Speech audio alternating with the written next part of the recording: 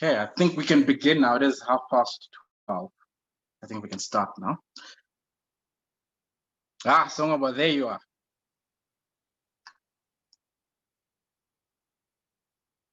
Okay, so welcome everybody. My name is Munya Duvera and I am the Chairperson of Directors Association.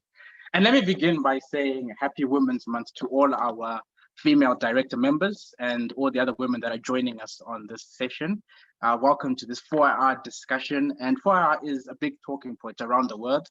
It's an industry that has changed the way we do business, the way we live our lives, and really has been in the forefront of our response and fight against COVID-19.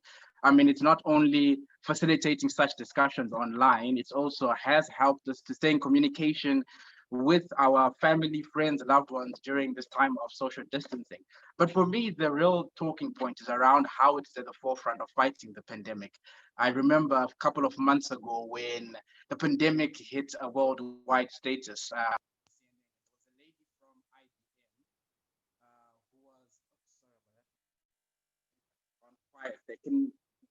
Can everyone hear me?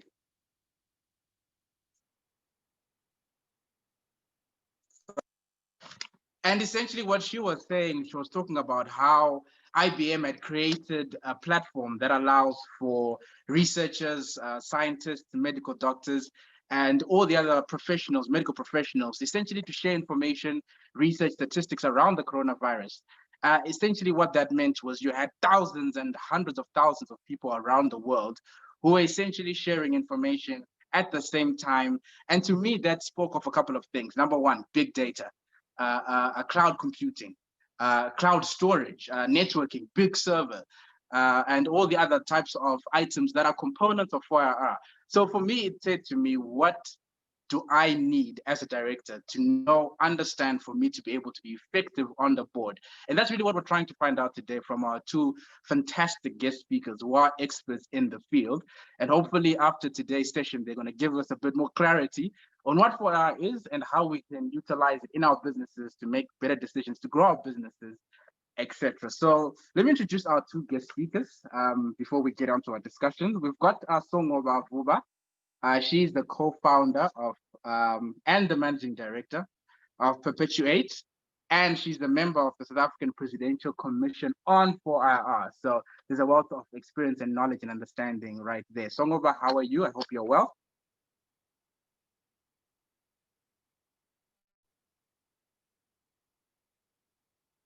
Songoba, can you hear me? Is your mic off?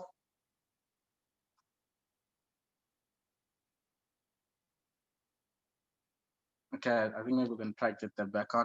And also we have Fiona Naidu. She is head of legal, regulatory and conduct risk management for FNB IDGTech. Did I say that correctly? IDGTech. Fiona, is that correct? Also can't hear you, Fiona. I think your mic is off.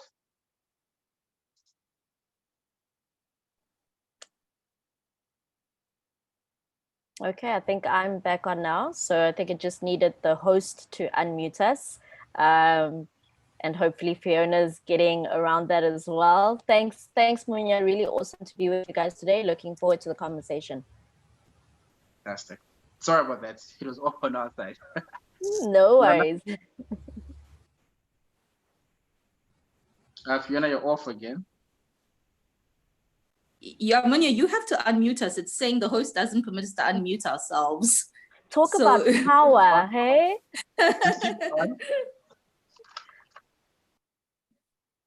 Okay, so please just keep yours on, Fiona and Songoba, so that you don't have to keep, because I'm afraid if we unmute everyone, there's always that background noise that comes from, people that are coming in and out. No so I'd rather just mute everyone and then just have the two of you speak. So the structure of this discussion is very simple. I've got a Q&A session, got a couple of questions that we've put together, which I'll ask either of you and then you can answer. But to begin with, we're going to have just a high level 5 minutes each of you just to tell us what 4IR is, what it's about, etc., etc. But before we get into that, I've got a burning question that's been on my mind and always has been on my mind when we talk about 4IR. And I'd just like to have a yes, no answer to start with. Just a yes, no explanation. Then as we go on the discussion, you can give more in-depth discussion around it. So I'll start with you, Fiona. As a director, do I need to be able to code? Yes, no? Yeah. Yes. Yes, okay. Songoba? I'd say no. Okay, I was hoping for no, because I don't really want to go and train. Yeah, but okay, so we'll get back into that because we really want to understand what level of FOIA understanding should I have or do I need to have as a director. So I'll start with you. Please give us just an overview of what FOIA is, high level of what it is, what it's about, etc.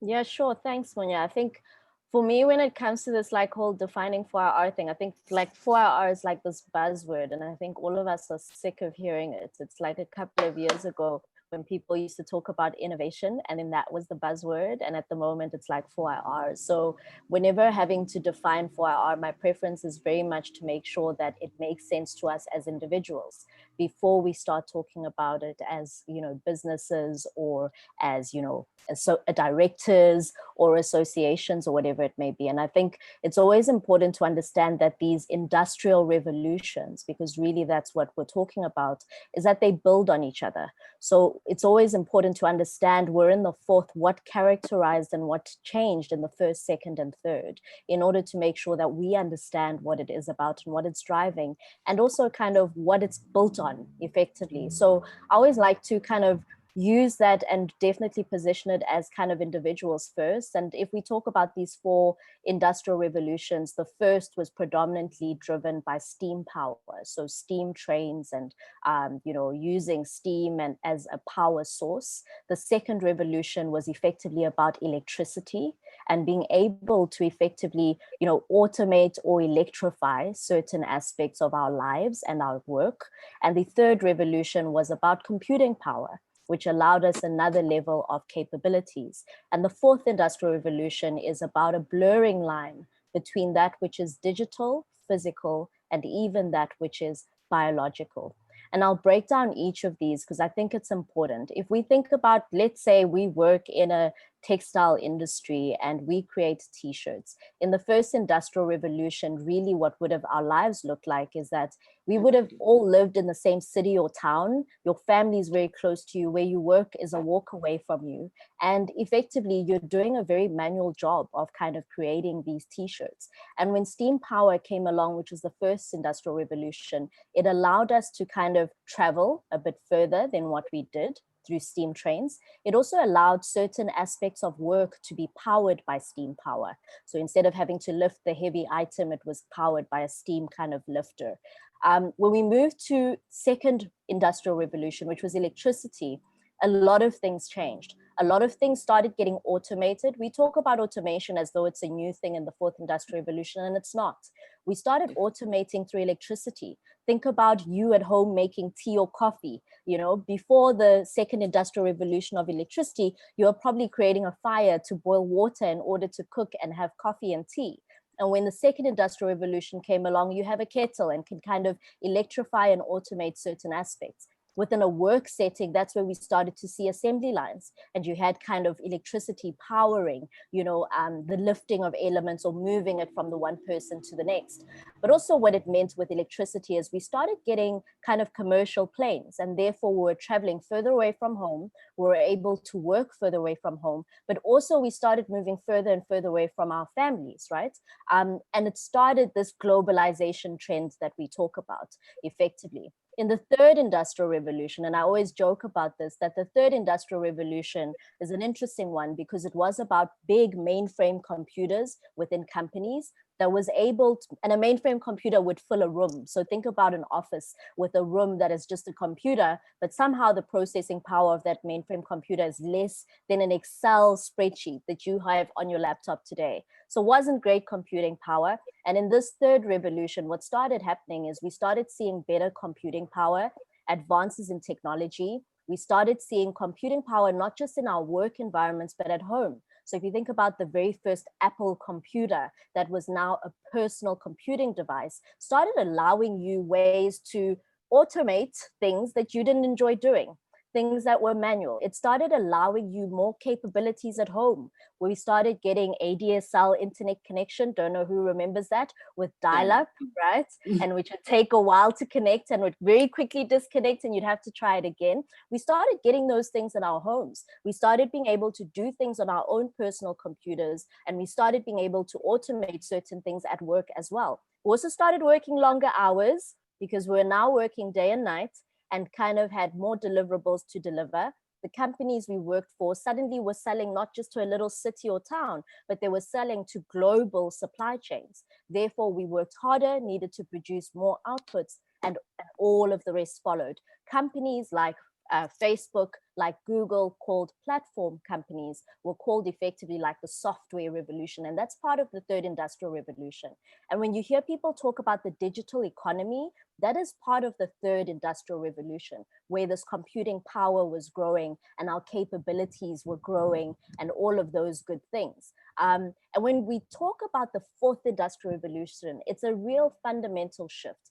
And it is characterized by this blurring of the lines between physical, digital, and biomedical. So if we just take a look at a simple example of physical and digital, think about something as simple as Google Maps and Waze and Maps on iOS. That really is a virtual, representation of what is physical reality. It's become completely normal for us, well, before lockdown, when we were able to go anywhere, to look down at your kind of GPS and see a visual representation, look up and turn left and right and listen to this virtual voice that's telling you where to go. That was not normal before this revolution.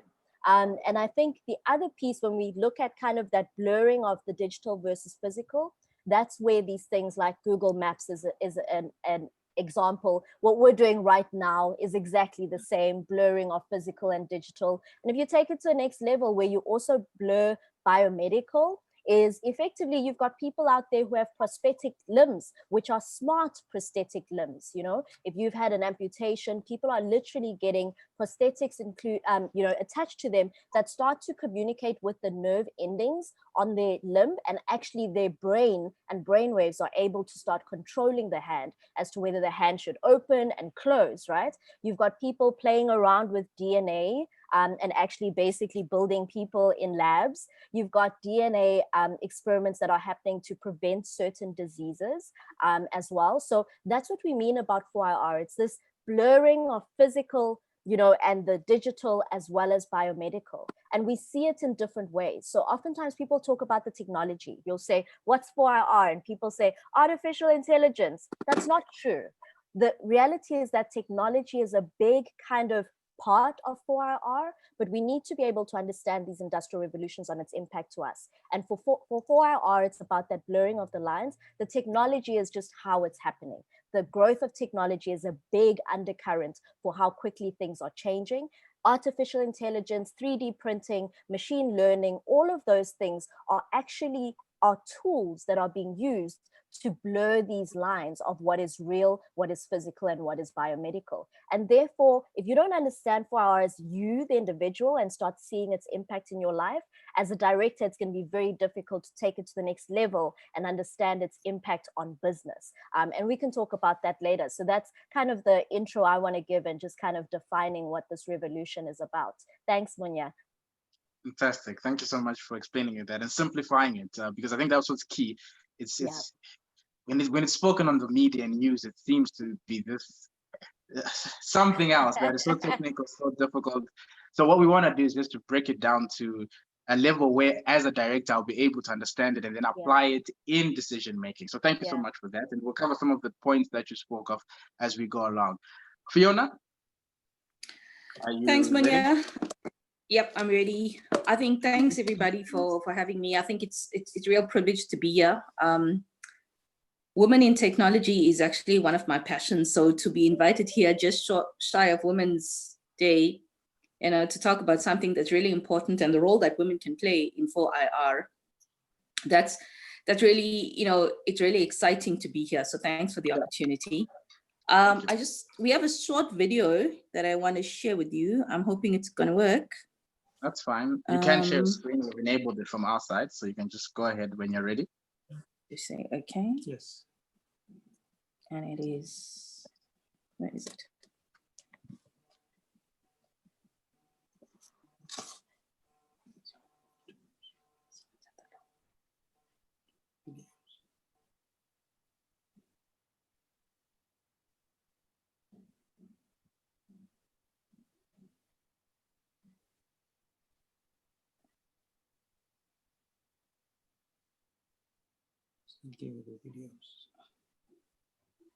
As you're preparing, I'm interested really to know why you had said as a director, I should understand or know how to code. That's going to be Okay, interesting. all right. So we'll try the video again just now. We seem to be having some technical difficulties. The reason I tell you that you should code is because I don't want you to be afraid of it. You know, it's one more barrier for people that says, oh no, it's coding and I must be petrified of it and I keep it in that other space, when actually, there's different levels of coding. So I'm not suggesting that you should become a Java developer tomorrow. But what I am suggesting is do an entry level course like on Udemy that teaches you a little bit about it. And the reason for that is because when something is demystified, it doesn't seem quite as frightening as it does now, because, it's not that frightening. It's really, really interesting. And I think it's part of that journey that we have to be on, to not be afraid of things because they sound like something that's almost insurmountable, but actually it's quite accessible when you learn. So that's why I tell everybody, and it gives them quite a fright. So I am sorry. We're going to try the video again just now. But I think I want to talk about, I think it dovetails nicely into what I actually want to say about 4IR. So I wanted to talk about the first, second, and third industrial revolutions, but specifically, I want to talk about what it meant from a social perspective, because I think it's quite important that we situate ourselves in the trajectory of human development here. Because if we examine history, then we know where we're going. So it's a pity I have a video. I'm going to try it again just now. But in the meantime, let's just talk through it. Like before, if you were born before the first industrial revolution, you were born into an agricultural kind of society. You typically had to be born wealthy. Landowners had all the power, and what they did was they kind of rented out land to the peasants, who then had to work the land, pay taxes, and the landowners would make sure that they could have flour mills, for example. And then these peasants would have to take it there, pay again for this to be processed and get it back. I think you would appreciate that peasants were pretty much at the mercy of landowners, seasons, and famine would have been a real threat, as would have been food security. So what the first industrial revolution did, and it took place from around 1760, started in Europe and then it moved to America, is that it brought the introduction of steam power. And steam power made work less manual. This ability for us to be able to harness steam power actually meant that we could translate it, as the previous speaker said, from stuff that was very manual into stuff that is much more automated. And at this time, they also coincided a textile boom. Now, interestingly, this first wave of industrialization meant we stopped producing stuff inside our homes and it moved into factories, which is a good thing.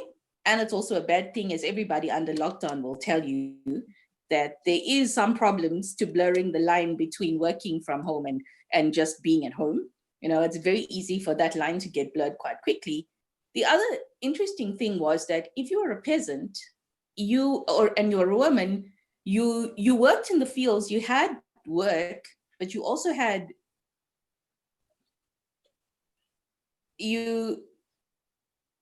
Hi, sorry, I lost you for a second. Can everybody still hear me? Yeah, we can hear you. Go on. Manya, can you still hear me? Okay, sorry, Yes, my connectivity just dropped for a second there. Okay. So what it meant was that if you were a woman, you had work in the fields, but you also looked after children. Children also had age-appropriate jobs that they needed to do if you were a peasant. The Industrial Revolution meant that people moved into factories, and children as young as 4 could work 14-hour days. Now, these were quite appalling conditions for everybody, but women and children in particular, it was really difficult for them. And, like one of the things that young children did in factories was that they dislodged things that were stuck in machinery. So because their hands were so small, they were actually put into these factories to dislodge stuff. And I don't think I need to tell you that quite a few accidents would have abounded. There would have been literally no labor inspectors there to check that everything was fine. In fact, the economists of the time even said there's an interest in keeping wages very, very low, because if the wages become too high, we would be back to a situation where food shortages could occur and food insecurity could happen. So, the interesting thing is that labor rights actually developed in response to children actually working in these factories.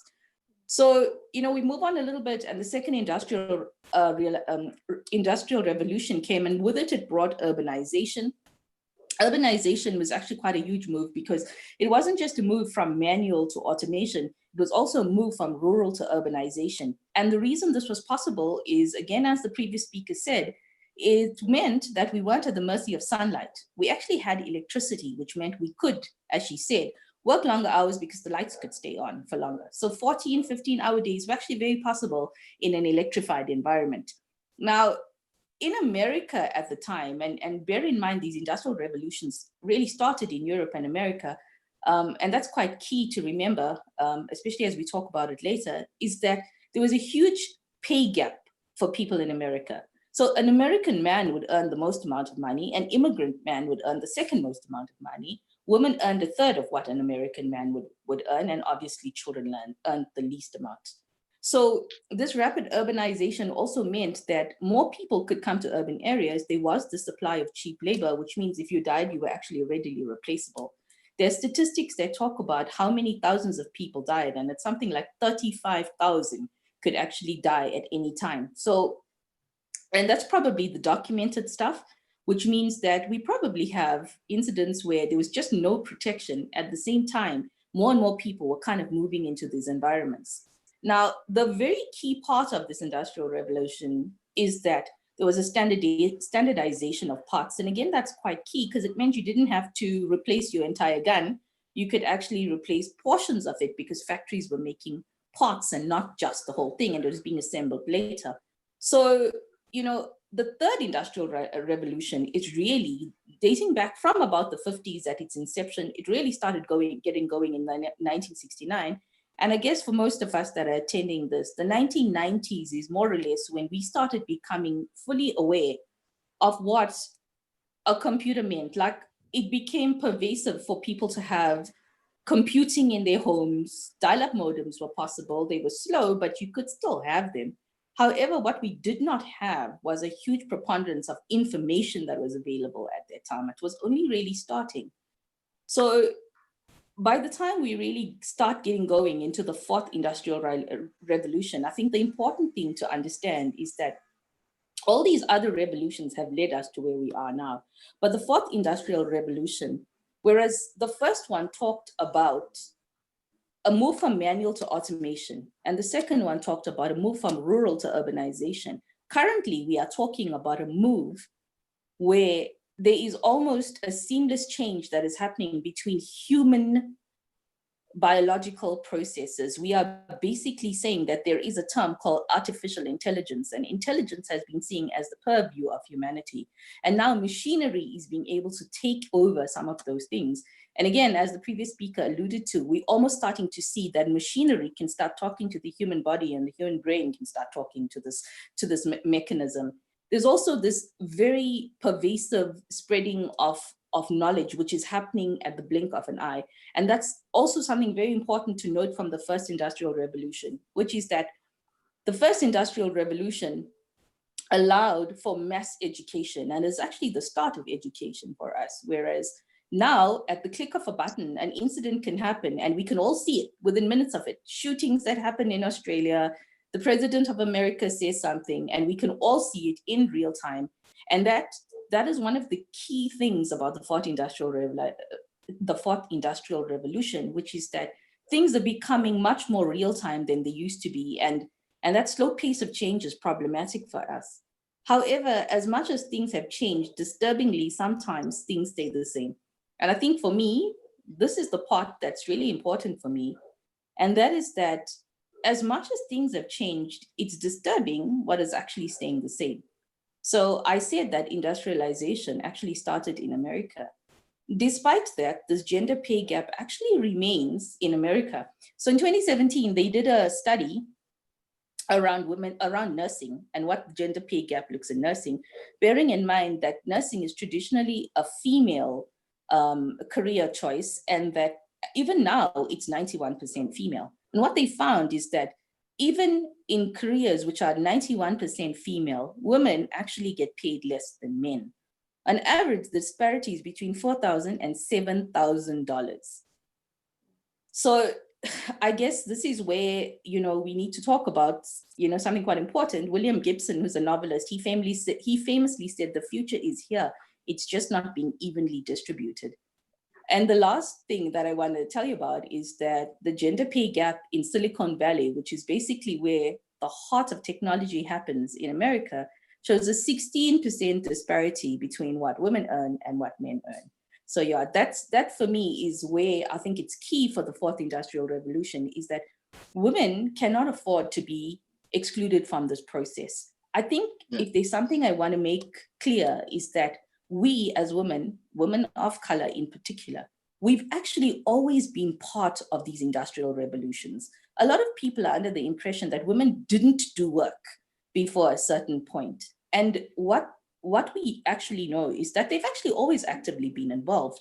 What they were not able to do was organize labor rights. That happened, but only the people that were involved in these revolutions could organize and advocate for their rights. And people who were not represented actually got left behind, which is why I think it's really important for us to be involved in this fourth industrial revolution. Only by being present and by being there will we be able to participate. Because I think we've always been participating, we've just been marginalized.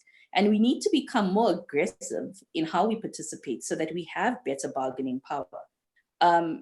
The fact is we need to be able to explain to our girl children that, they should be involved in STEM subjects, purely because the research shows that the difference between the ability for girls and boys to do maths is actually virtually zero. They are actually equal in scoring, and by grade 8, girls actually pass by a better margin than boys. So I think my last thought on the fourth industrial revolution is just this. National Geographic in April published a story about Rosalind Franklin and her work on DNA. The baseline of her work was actually used by 3 men who actually subsequently received a Nobel Prize.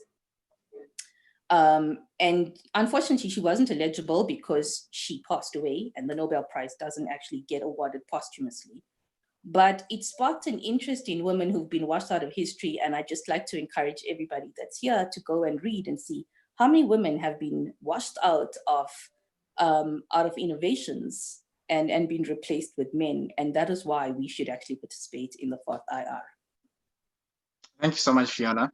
And I think following up on that, those last few remarks you gave, I'd like to ask Songoba your view on, can women use the knowledge and understanding of 4IR as a means to get ahead within the board space, within corporate, etc.? So since it's still kind of a new expertise and industry within the marketplace, if women were to take hold of the fourth industrial revolution and become expertise in it, could they become more marketable and be more selected in the marketplace over males? Is that possible? I think it is possible. It requires action. So I think we're in a revolution where kind of just being aware of it is not enough. So it does require action. It requires you to get involved. It requires you to try out these technologies. It requires you to, get information and also be understanding implications in business. So I think when we talk about this fourth industrial revolution, we often talk about the concept and notion of leapfrogging, and some people are like, what do you mean? Why is that relevant? And it's a leapfrog opportunity for individuals. It's a leapfrog opportunities in our careers, and it's also a leapfrog opportunity for this country and this continent. And to make it very practical, again, it's like when people will say, we didn't really take part in the first industrial revolution or the second industrial revolution, or even in South Africa, we have a lot of these conversations as the 4IR Commission talking about, well, listen, we haven't even figured out like fiber and connectivity for everyone. And that's third industrial revolution. What business do we have trying to figure out and play a role in fourth industrial revolution? Or it gets even more hectic, which is like, we don't even have electricity on some days, And that's second industrial revolution. What are we doing trying to understand fourth industrial revolution? And the reality is that because of how globalized the world is and how the national borders, the provincial borders, the country borders don't necessarily stop us from progressing. The reality is that you can't stop and pause the world for you to catch up on 3IR. The reality is 4IR is a global phenomenon and it is here already. You see local companies procure technology from international companies that basically bring in artificial intelligence right into the country. So for me, I'm quite passionate about look at the specific problem and see how 4IR presents an opportunity to get a solution for that, which actually may be a much better, more efficient, quicker solution than what your solution would have been if you were working in a 2IR frame or a 3IR frame. And same with our careers and same in business and same as board members as women. It is that, are you a professional who understands the reality of the revolution that we are in, which has really been accelerated during COVID-19? Do you get it? Do you understand what's driving it? And are you competent in it? Can you help a business demystify what it means? Can you help a business leverage it as an opportunity for growth? Are you doing it in your own career? Are you using 4IR to make sure that your career is more future-proof than it was effectively 5 months ago even? So I do think that it is an opportunity, but I think that because it's such a buzzword, it's not an opportunity if all you're going to do is kind of just pick up the buzzwords and use them. You really need to have an understanding and knowledge of it to be able to demystify it, but also pick up opportunities that are available to business and to your career and actually implement those in order for you to actually use it as a way to bring yourself more to the fore. And I think it's a massive opportunity for women. It also is, realistically speaking, one where we're underrepresented. Effectively, if you think about the technology space, there's not a lot of women actively involved in that space. And therefore, it is one where we need to be more aggressive in driving our participation in it, and making sure that the people behind the technology and the algorithms are actually more representative. Otherwise, we will have effectively more of the same. So following up on that, so what level of understanding Songoba do I need to have as a director? Because I think that is key for us to know at what level do I need to study, role, what courses, etc. And earlier on, you answered the question that I don't need to be able to code to be a director. Why would you say? What's your perspective on that? So I think as a director, let's go back to what the principles are of being a director. As a director, you are effectively kind of the custodian of the business strategy. You are a custodian of effectively the asset, which is the business that is owned by shareholders that have appointed you, right? So in order to really be able to, as a board member, be able to drive strategy, your strategy needs to be one that is relevant and one that helps the business that you are on the board for win the market or be competitive. And the reality is that 4IR is fundamentally shifting business models. And we talk about smart business models. 4IR is disrupting business models and business strategies. A lot of companies are having to go back to the drawing board on what their strategy is because it just no longer holds. Or their strategies are actually completely obsolete and businesses are being disrupted and some of them shutting down. So as a director, you need to really understand not just the revolution, but the impact of the revolution on business models, right? In order to be in a position where you are informed enough and knowledgeable enough to make sure that the business for the board on which you sit on has a strategy that makes sense in the space that we're in. And when I say that, some practical examples. We're in a space where we've never had as much information as we have at the moment. Does your strategy use that? Does your strategy realize that, information has accelerated everything? Does your strategy take that into mind, or are you guys actually still in a world where information is a scarce commodity, right?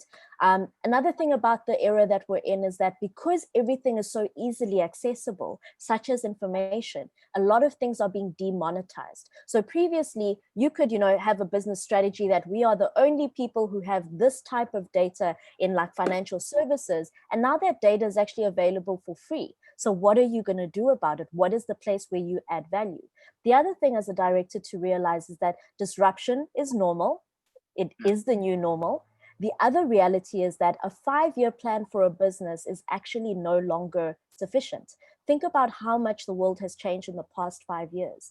Also looking backwards to predict the future in your strategy reviews and sessions, also not sufficient anymore. What we're learning is that the pace of change is so much that we actually need more regular checking in and regular intervals to test things in the market and understand what's working versus not. The other reality is a lot of people say, I don't want to be in the tech space, right? We're in the education space, or we're in manufacturing. We're not in tech. And the reality is that this revolution is disrupting every single industry. And if every single industry, if you're in a company in any industry and are unable to find a way to use tech to enable that business and drive your strategy, you may not be a business that is around into the long term. So as a director, you need to make sure that you're bringing these type of challenges. And I sit on some boards where, you know, the people in the board are not as feminine and not as young. And it's really tough, but you've got to be vocal and say, guys, I understand that we're trying to build this product and whatever, but did you know that a startup created a 10 times better solution 5 years ago? And there's actually no point to us doing this. Or I get that this is our strategy and this is the product we do, but how are we using technology to make it cheaper, to make it more efficient, to make it more impactful, and to make it actually more of one that could disrupt? As a board member, you should be asking questions about the change in skills, right? And the change in the future world of work. You should be making sure that the management team of the board, the company that you sit on the board for, is a management that understands the shifts that are happening in skills and the shifts that are happening in the type of people that they should be hiring in a business at management level, even in order to drive success and growth in this type of era. So I think as a director, those are the type of questions you've got to be asking, which is, are we really competitive? And are we building a business that changes and grows exponentially? And this notion of exponential is very important. A lot of large businesses are built for linear growth. They have big hierarchies, hire lots of people, they move slowly, their strategy is iterative, they have a 5-year plan. And those are exactly the type of companies that are being disrupted. If you look at exponential type of businesses or organizations, they work very differently. They don't have offices, they have shared offices. They don't own employees. They use kind of more flexible skills. They bring technology into every single bit of stuff that they do. And every single process has been technologically enabled. And those are the type of things that we need to be clear about as directors, to be pushing management teams and the entire board to ask these questions, but also build a strategy for a business that makes more sense in the time that we're in. Yeah, and you spoke there about disruption. And Fiona, I'm going to ask you: is there which industries stand to gain the most from 4IR, and conversely, which industries stand to lose the most from 4IR? You know, it's quite an interesting question, and I get asked it quite often. And for me, every industry will benefit from 4IR. I think it's just work as we know it is going to change. So, I mean, that's why my response to, should I be able to code? Yes. Why? Because not only developers need to know tech. And that's the bottom line. You know, if you're a lawyer, we're no longer writing things on papyrus. We're no longer chipping things into stone tablets, but we still have contracts. We still need to find a way to be able to prove who said what and at what point. And we don't want to do it on paper. So we're doing it electronically, and we're doing it at a push of a button. So how do we translate those principles of contract, of a meeting of minds? How do we translate that into our environment? And that's why you can no longer be one of those lawyers that says, I have somebody, a typist, who types up my stuff, because actually we're doing the contract negotiations via Zoom, like we're doing this one. You know, we're doing this presentation via Zoom. Ordinarily, we'd be out there in front of a whole team of people, and physically we would be talking in front of you. So I think that everybody will benefit from it. It's just we need to re-examine what we think is our job. So I think that's my point, that as a director, you know, you need to not be afraid of technology. People who are not afraid of it will embrace it. Whereas I think the point the previous speaker is making is it's easy for you not to want to embrace 4IR because to some extent you're afraid of it and you're still thinking about things in sort of an outdated way. But the rise of Uber, has taught us that you don't need to buy cars to have taxi. Yeah, yeah. And to follow that on that up, in terms of disruption, etc., is it inevitable though that some jobs will be lost? Fiona? Yes. And I mean, yes, 100%. Look, I don't know if you've ever read these funny little Google images that come up that says jobs that no longer exist. So for example, switchboard operators, it was a real thing. You worked as a switchboard operator. We don't have that anymore. But we also have a better way of communication. So I don't think that we need to worry about the fact that the job as a switchboard operator no longer exists, because I don't know if you know, technology has actually increased the number of jobs in Africa. So yes, we got rid of a few, but we changed some as well. And Songoba, same question. Yeah, Was it inevitable job will be lost? Yeah, no, I mean, like kind of rewind back to when, computers were in play or electricity was in play, right? It was someone's job to do some of the manual stuff that basically was unlocked through electricity and through computers, right? So think about the admin lady, who has to do, data collection, right? So here's a lot of bits written down in paper, please go and capture them into Excel. And then literally through technology, kind of think about how we do, forms and collect information and data, or be doing surveys. And or just the simple thing of scanning things in or faxing stuff over, which sounds very, very old to us right now. But that was also a shift. And I think in each of these shifts in the revolutions, there are certain, and I don't want to say jobs, because I think the jobs conversation is actually deeper. It's about specific skills and competencies, right? So your job that you do and my job that I do has a number of skills and competencies that I need to have in order to do the job that I do, right? Some of those skills and competencies can be automated. Some of them can't. The jobs that are becoming obsolete are the jobs where 100% of the skill or competency is stuff that can be automated through technology. So if you are, like you were saying, a receptionist, and technology now has managed to do everything you do, then the job is obsolete. For some of us as professionals, even a good example from Fiona on the lawyer, which is there's certain aspects of your job that a computer can now do, but then you've got to focus on building skills, which is the skills that computers can't do.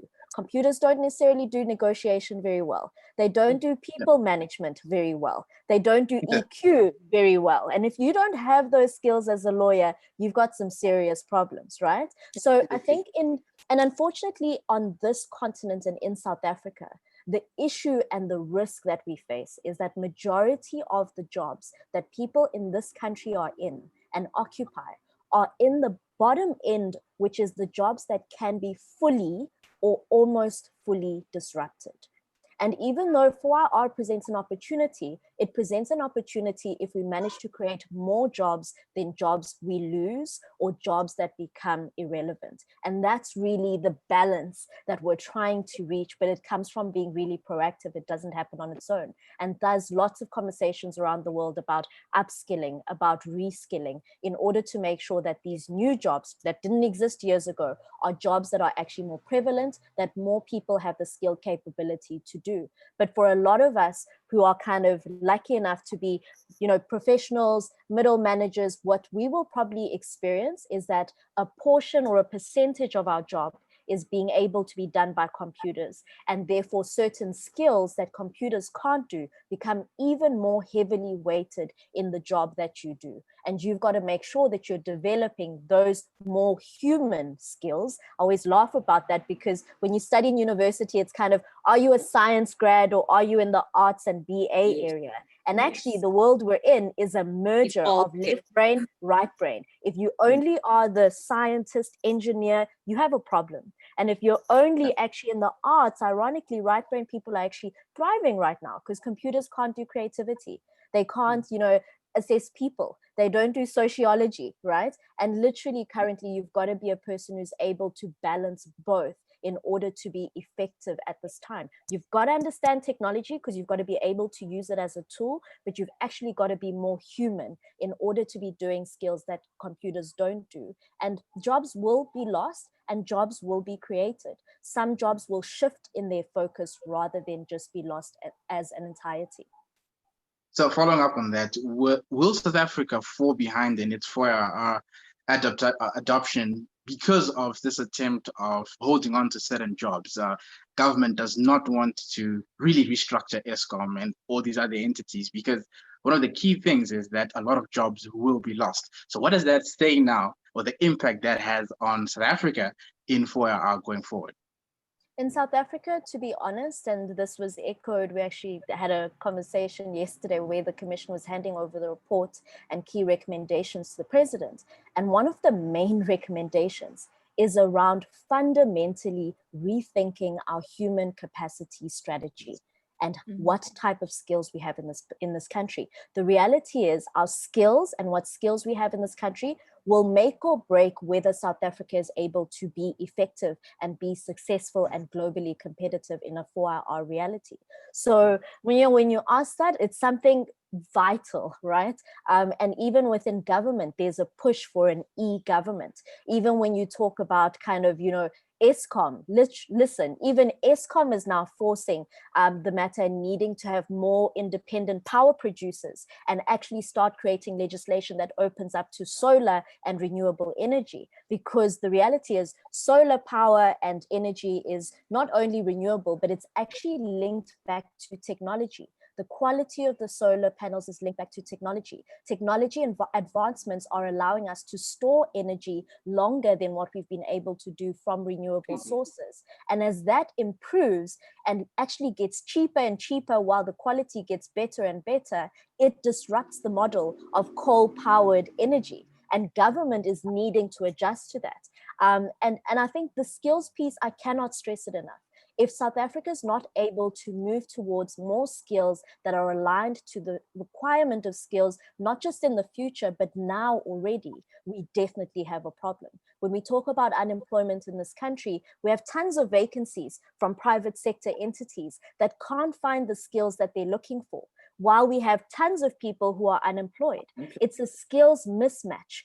And the reality is, as a country, we've got to take our unemployed and reskill them with skills that are relevant.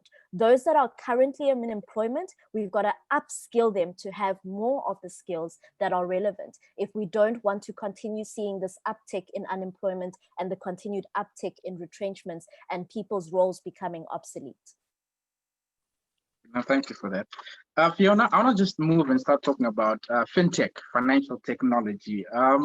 Give us a brief of what Fintech is, and then I'm just going to ask you around a listed board member and their understanding of, or required understanding of, being a board member in a listed company based on where financial technology is today. Fiona? Okay, yeah, so I think, financial technology is again, it's part of this 4IR that we're talking about, this natural progression that seems to have moved from physical money to virtual money, and what it actually means,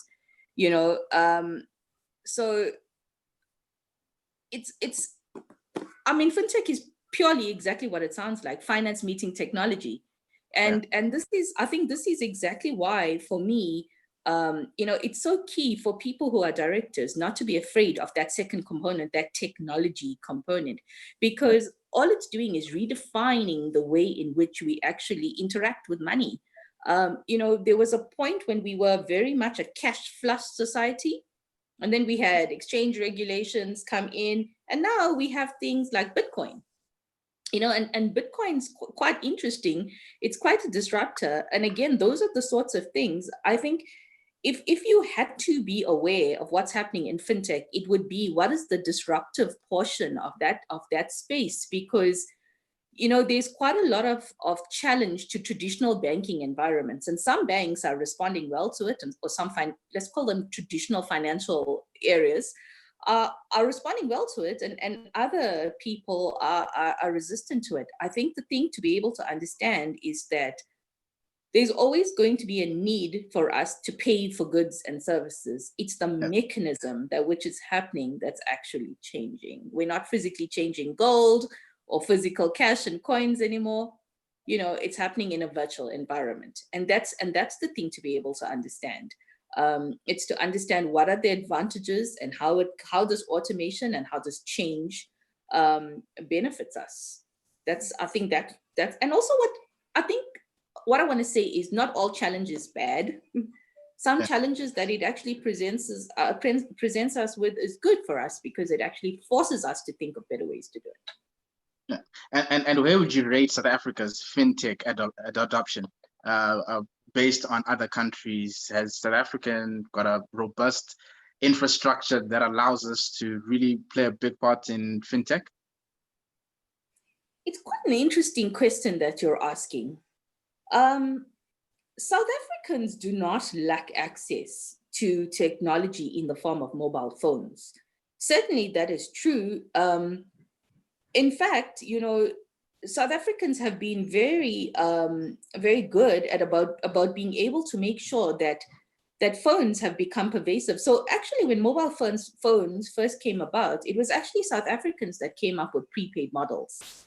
And this idea of mobile money is very much an African concept, so I would not say that Africa has not contributed to it because, the situation has necessitated us being able to do that, being able to tap into technology to try and make it work for us. That's definitely something that's happening. However, what we are as South Africans are slow adopters. I think the ESCOM debate is actually showing how aggressively we're holding on to traditional ways of doing things and not actually adopting this technology-driven mindset. Okay, thank you for that.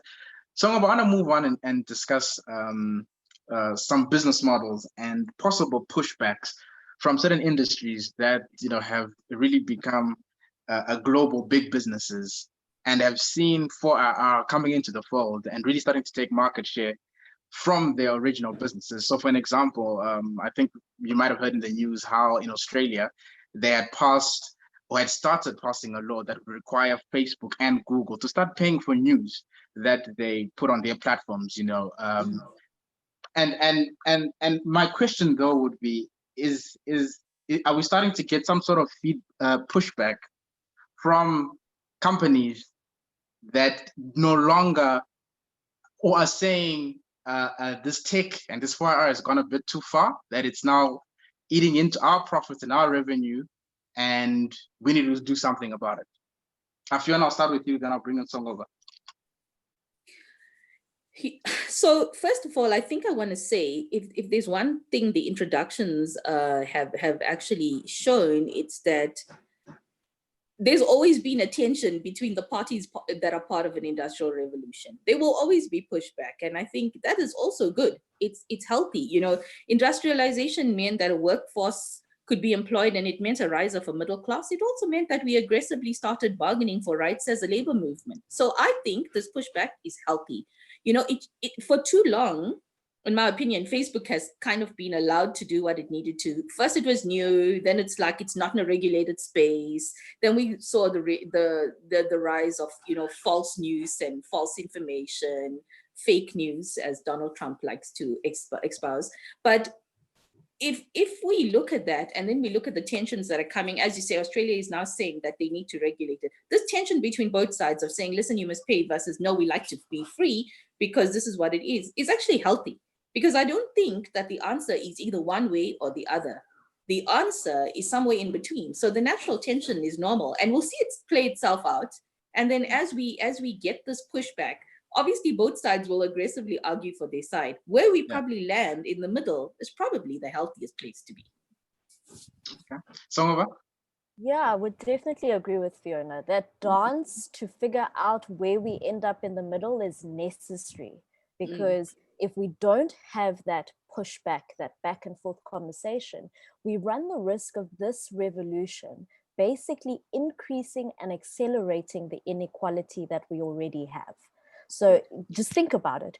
Who's driving this revolution and leading this revolution? If it is technology enabled, what does the tech space look like? It's not the most diverse place out there. And if they're allowed to kind of run at the pace that they deem fit and at the level that they deem fit, then there's definitely a level of inequality that comes with this revolution. And the important bit is that this revolution, the pace of change is quicker. So we've taken 30 years to try and undo some inequality. In this particular revolution, 30 years worth of inequality could be bedded down in 3 months, right? So it's important for there to be voices that are loud and heard. It's important for there to be the labor voice. It's important for there to, you know, have areas of dissent. It's important for our governments and for policymakers to pick up these issues and push back. So that example you make about kind of Australia is a good one. In South Africa, we need to be asking some tough questions, which is, you know, for policy, what type of policies do we have? A lot of our policies are actually silent on a lot of things that are inherent in fintech, that are inherent in 4IR. I mean, for the longest time, we didn't have kind of direction from a policy perspective on even something like Bitcoin, which has been around forever. And people were actually basically able to evade kind of tax because the currency wasn't recognized by our policy and legislation until there was a directive saying, okay, whatever you earn in any currency, you need to declare to SARS for kind of, you know, tax compliance. So it's important for there to be that conversation. I always say that we talk about technology, but behind the technology is someone writing the algorithm. And technology doesn't have biases, we do.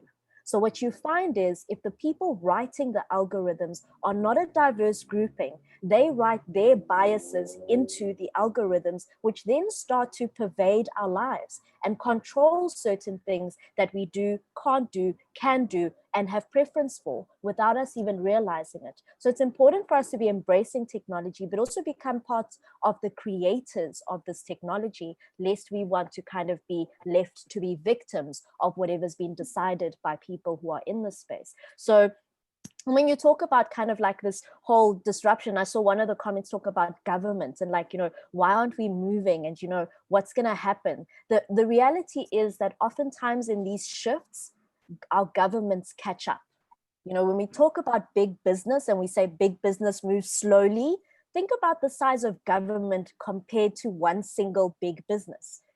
Government is this massive Titanic ship, and unfortunately it moves slowly. But oftentimes what you see over the different revolutions and in different spaces, that government and policymakers respond to what's already happening. So even in Australia, think about the example you're making is Facebook has been around for ages, and we've gone through these fake news, exactly like Fiona mentioned, and only now are policymakers responding. So, and that's why it's important that we're active participants in this revolution. And policies and laws and governments will also have to catch up. They can't stop it.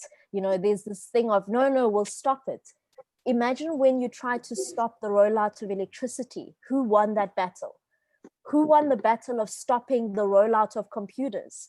No one won that battle. It is now a pervasive part of our lives. And this revolution will be no different. There will be first movers, there will be first adopters, there will be winners and losers, and there will be those who catch up as laggards or last movers in this revolution. And unfortunately, oftentimes governments and big corporations are often the ones catching up later than what would be the case for first movers and startups and, you know, kind of fintech players who move quicker with less legacy. But you see, there are countries like the US and China that have their governments are actually taking the initiative to become the big players within the world. I'm sure you've heard of the tech war, they're saying it. And I watched this morning where Donald Trump had given an executive order to block TikTok and WeChat operating in America.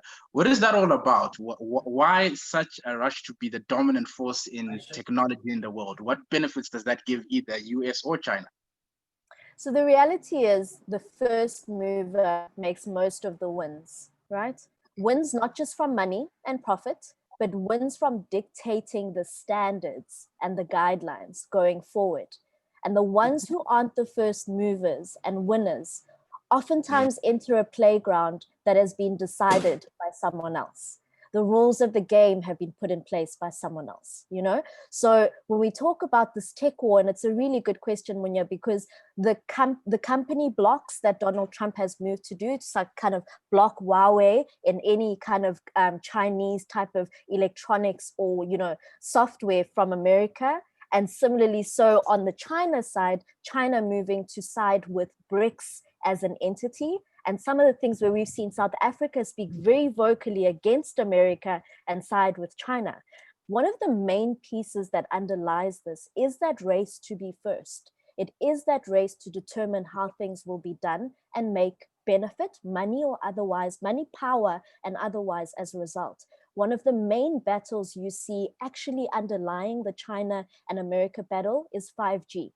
The reality is that what we consider 3G, 4G connectivity speeds, and to us, we think about our connectivity speed and we think about our cell phones. 5G fundamentally shifts on capabilities. 5G will be what underpins smart cities. It will be what underpins our capabilities in artificial intelligence, in machine learning, in computing power. 5G is no longer just about telecommunications.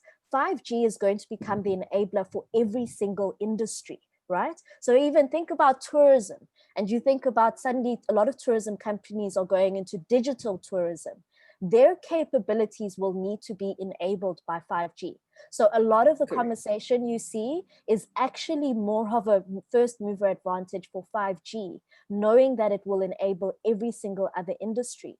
Huawei in China that focuses on 5G, it's not just about Huawei, it's about the entire Chinese economy, their manufacturing, their production, their supply chain. That's what they're fighting for. And America knows the same. And unfortunately, America is actually has moved a little slower than China has. And that's why this fight is raging on and why power is being used to gain some momentum and gain some traction to catch up in the fight that is ahead of us. 100%. Interesting.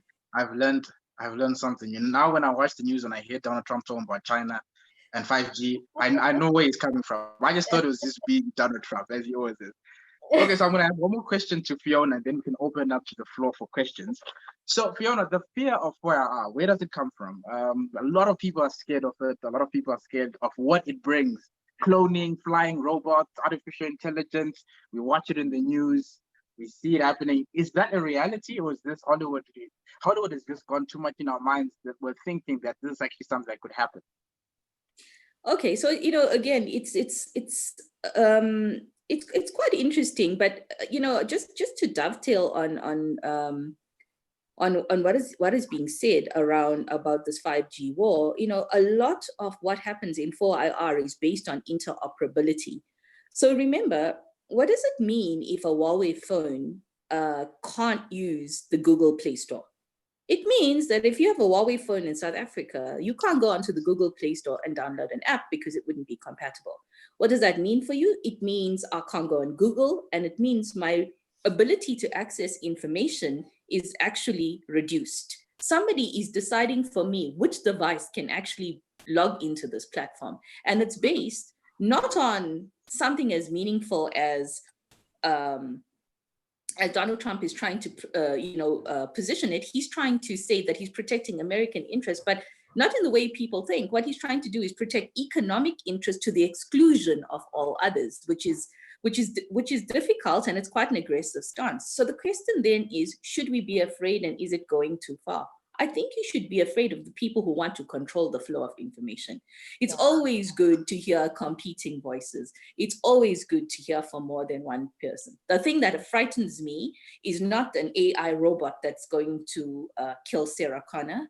The thing that worries me is the people that won't allow us to be able to plug in and hear those competing voices.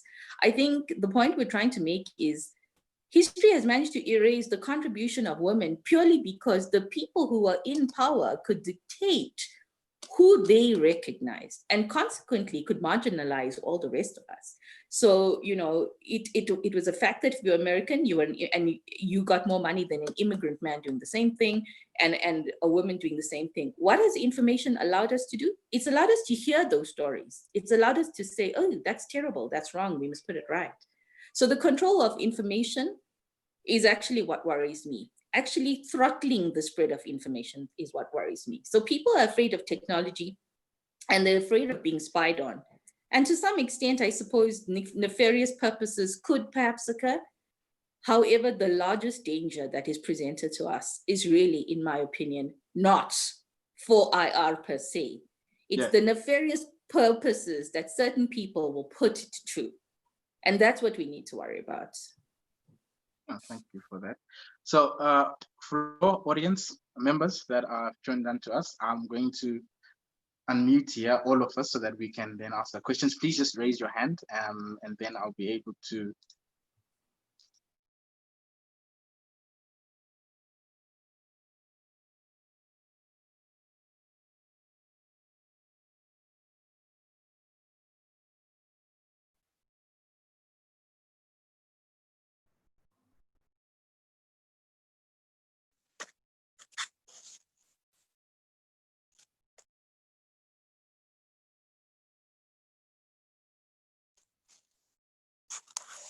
Munya, I think we missed that. You seem to have been muted when giving those instructions.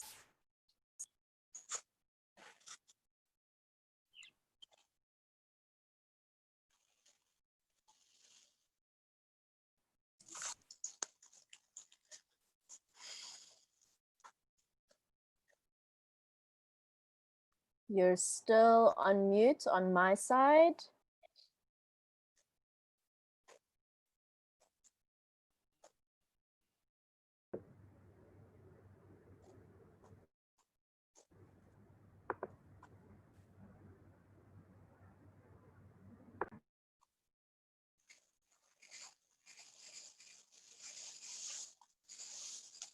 Can you hear me now?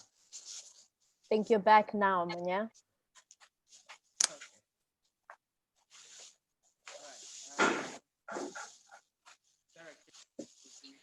You're just sounding a little soft.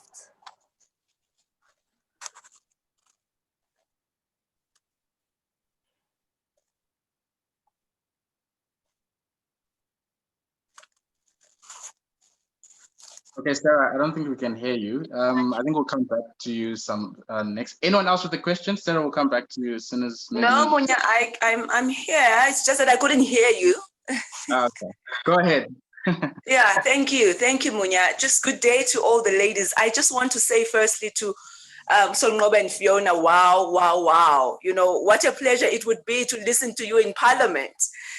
Deliberating on such matters. You really had me at hello. So I just really want to say that was such a captivating, informative discussion on 4IR. The question that I'd like to pose to both of you ladies, you know, from a board perspective, especially.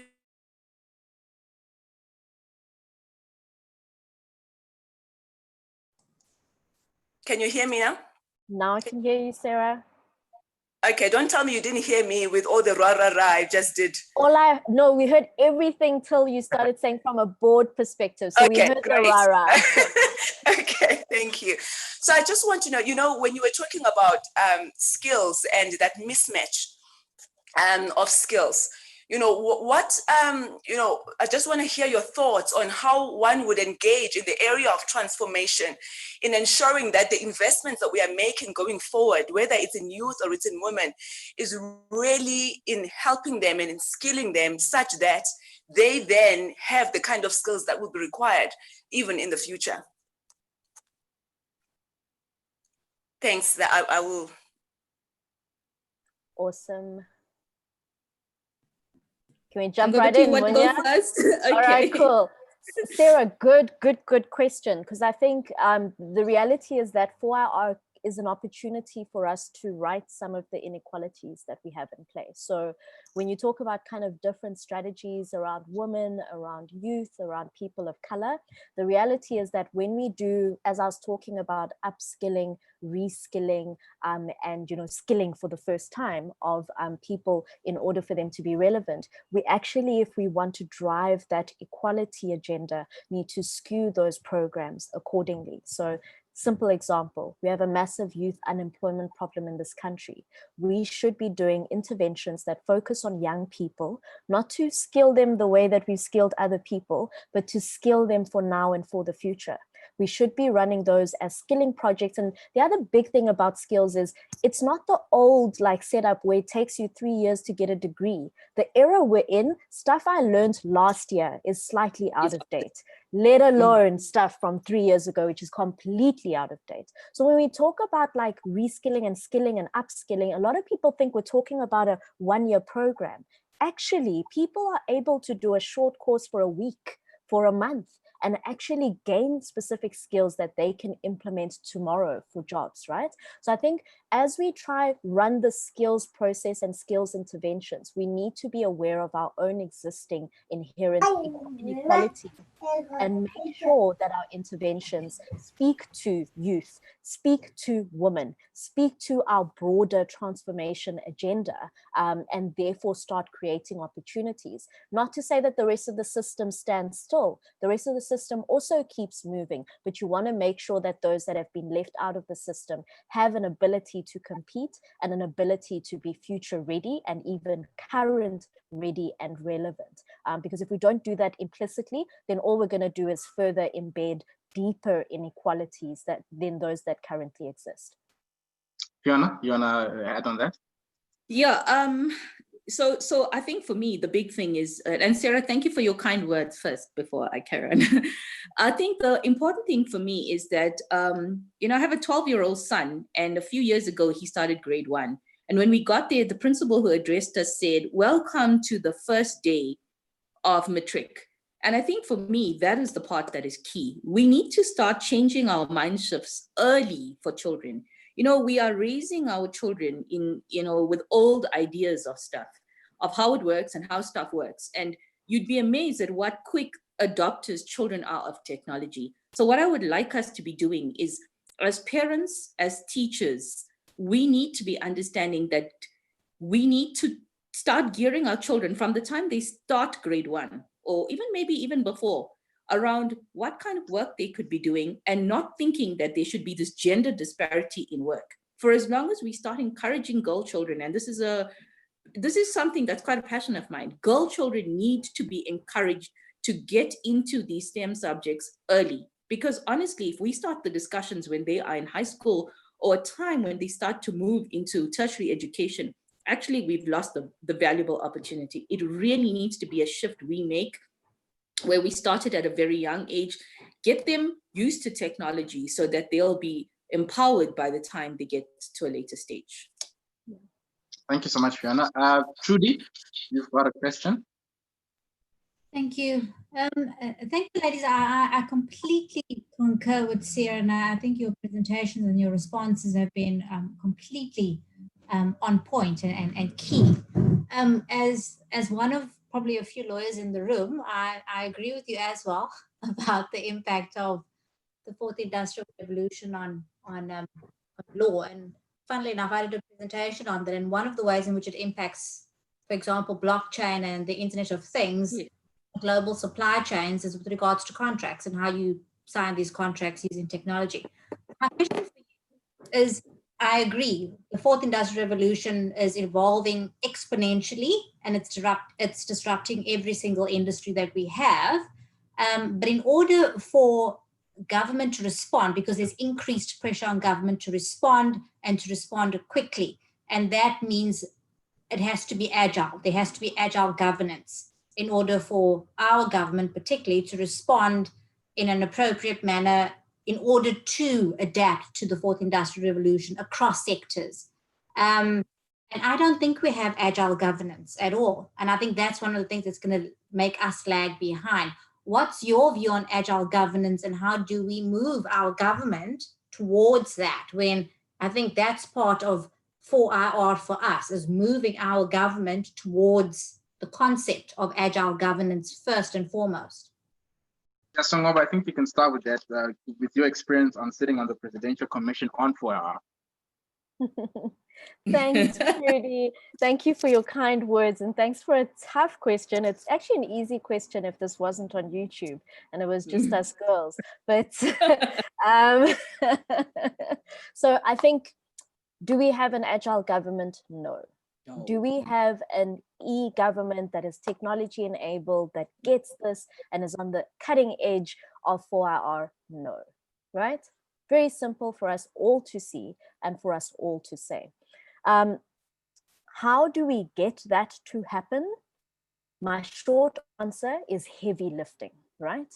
So heavy lifting, because it fundamentally goes against responding to exponential change 4R, fundamentally goes against the ways that for years we have been doing government, the ways that for years we have been doing governance globally, let alone in South Africa. And I think the first thing is, in that mindset shift, we need to remind ourselves we're talking about human beings in government. So the same way that, you know, we're as individuals having epiphanies and disruptions to get us to understand that, yay, this is a whole new ball game. Companies are having to have that same moment of realizing this is a different ball game. And unfortunately, our government's aha moment is a bit later than some of us would like it to be. There is a need for our government and public servants and leaders of government to understand this revolution. There is a need for them first to understand it and understand the disruptions that they already are seeing as prevalent, and to be able to start seeing the ones that are coming, right? And when I say that move is required, I say that move is required because it's humans, and already like just simple things about, you know, we've had the president lament on public platforms about kind of union buildings when he moved in didn't even have Wi-Fi connection, right? And that sounds simple, but imagine how many other things that are more complex and more nuanced and more disruptive have not really landed within government yet. So it's going to have to happen from a mindset shift and upskilling education of those who work in the public sector as public servants and those who lead us as government, which is a big task on its own. The second thing for me is that, and I guess it's going to have to come with shifts. And when you talk about being agile and moving quickly, that's not necessarily how government is currently set up.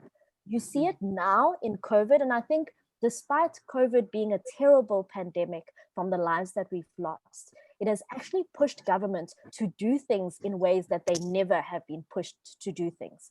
They have been forced to work in multidisciplinary teams where they stop looking at things in silos. The Department of Communications and Digital Technologies has had to work very close with the Department of Health. They've had to be agile and move quickly to figure out what's working and what's not working. And some would argue that they haven't moved quickly enough, but this is the quickest they've ever had to move. The other piece for me is that it's forced government, even something as simple as spectrum. And we're talking about this, you know, yesterday, and saying that, you know, we talk about release spectrum, because it's going to enable us to get 5G going. During COVID, government quickly released temporary spectrum in order to enable our response to COVID-19.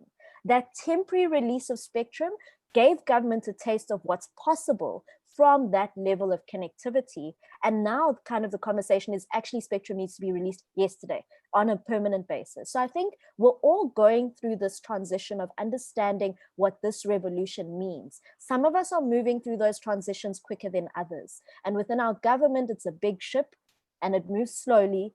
And also I think the reality is that, like every revolution, like every difference and disruption, there will be first movers. Governments are hardly ever the first movers. From even in America, even in Australia, there often are laggards and catch up.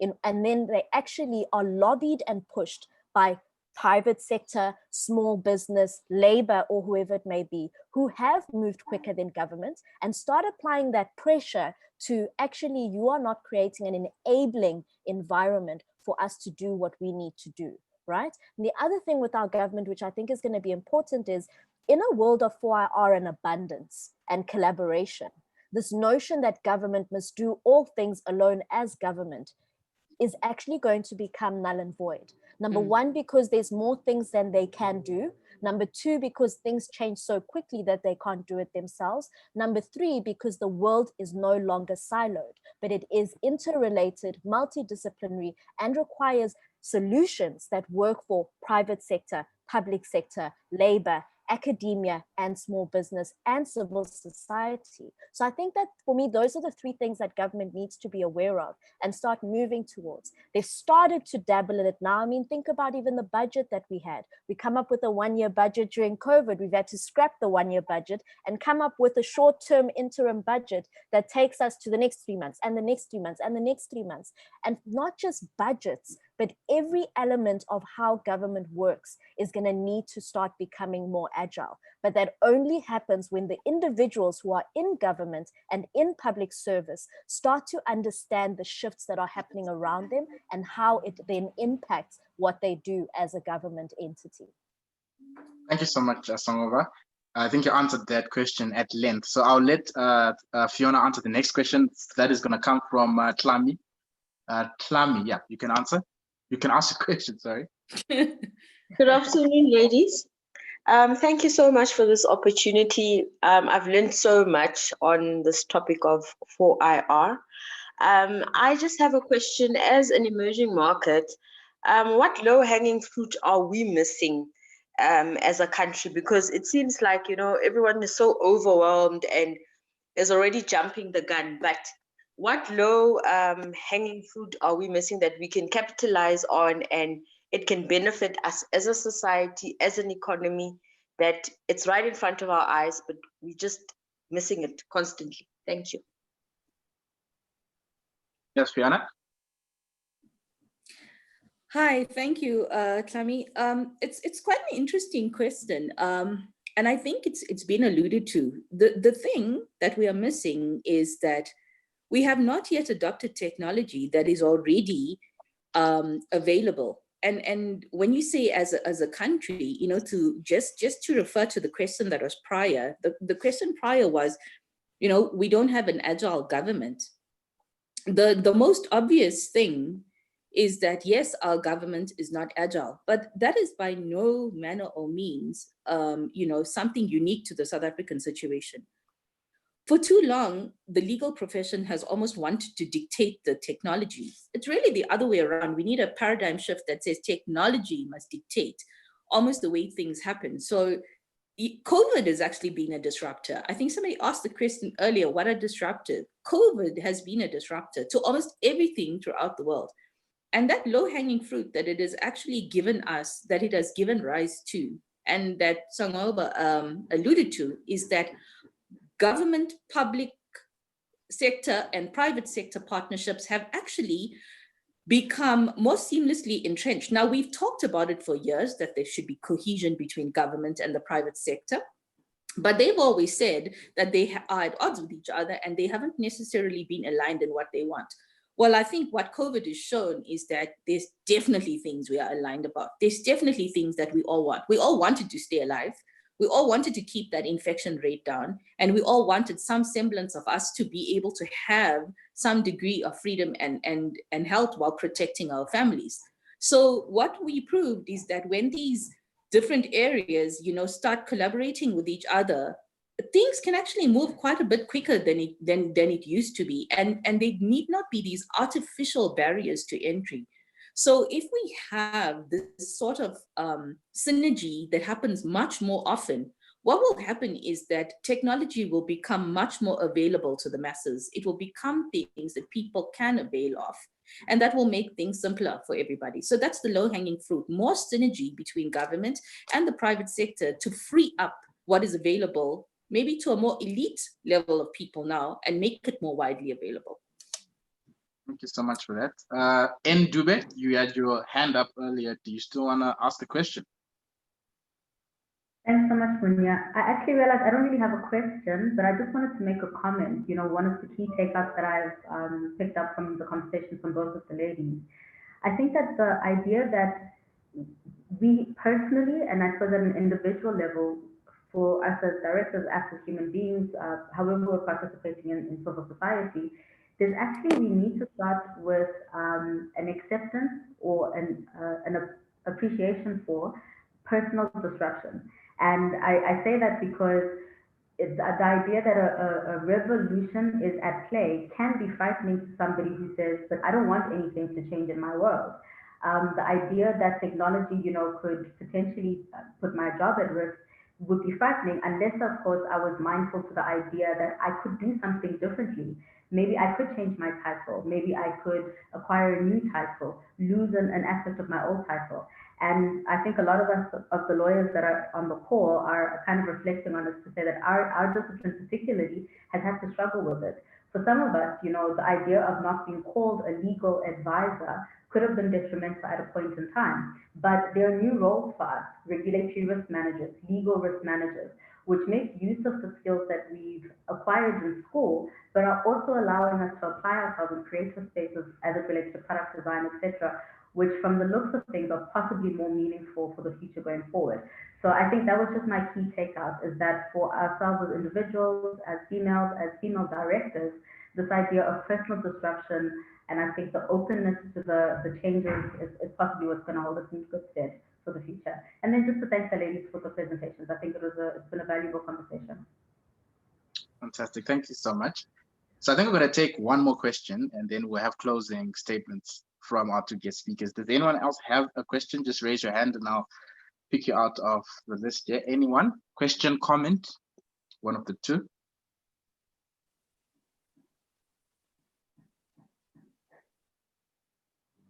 All right, nothing more. So ladies, Songoba, Fiona, any last words before we close? Fiona, I can start with you.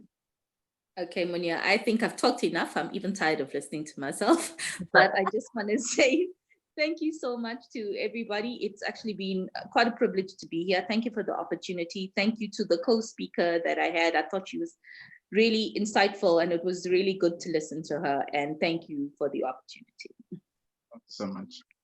Songoba? Awesome. I think, first of all, thank you to Directors Association. Thank you to Munya, you and your team for organizing this and for picking this topic and deciding to mystify it. Thank you very much for that. I think thank you to everyone who's tuned in and actually hopefully is walking away with some insight and knowledge that they can apply, not just to being a director, but even in their personal lives, their careers, their jobs, and their businesses as well. And thank you to Fiona, like actually completely echo those same sentiments. It's sometimes in these conversations, the people that you're on panels with are not amazing. And sometimes you're like teaching behind the scenes, right?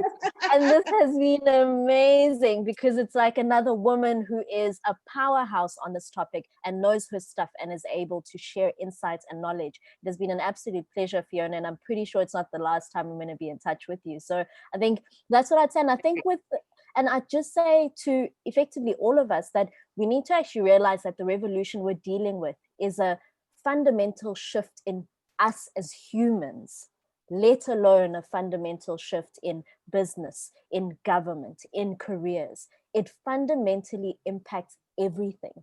And you have to start by, as an individual, understanding what this shift means in order to start seeing its impact in your career, impact in your business, and impact in the businesses that we need to be on boards for and advise and lead.